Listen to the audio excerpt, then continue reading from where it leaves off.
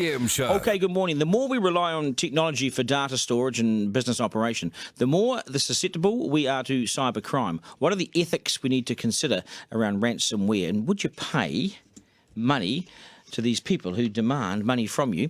Joining us now is Gorilla Technology CEO and futurist Paul Spain. G'day, Paul. Good morning. Good morning, Duncan. Have you ever had a ransom over your computer? No, fortunately not. But I have had to be. I've been called in. My team have been called in to respond to a cyber incident, and when that happens, there's that weighing up of do you pay the ransom or do you work through and address the issue?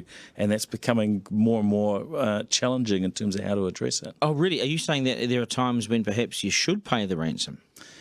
Well, this is the dilemma that organisations face, and I met a firm recently who, we were just casually chatting, and they shared some incidents that they had. It wasn't even sort of the top of their list when they were talking about some of their technology challenges, but they said they found out that their backups weren't working as their IT company had told them, and a range of other issues, and so they were seriously weighing up, paying this ransom. They eventually managed to recover some data after about 2 weeks, but they basically weren't able to fully operate their business for 2 weeks. So in terms of what would have been the cheaper option, it could have well been argued that it would have been much cheaper. In that case, this one was maybe 18 months or so back. They were asking for about 50K. 50K. What do you reckon it cost them? If that would have happened now, because the ransoms have gone up so much,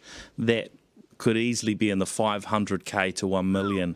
Yeah, but 2 weeks of lost business is like an alert level 4, isn't it? I mean, effectively. It is a dilemma. And these organisations, because they're groups, aren't they? These terrorist groups, computer terrorism, they are targeting institutions, public transport, hospitals, all sorts of things, aren't they? Everything. Anywhere they can get in, then they will. And adding to that dilemma now is that some of these organisations are sitting within countries where there are sanctions. So you think about, we'll pay this out to get our business out of it.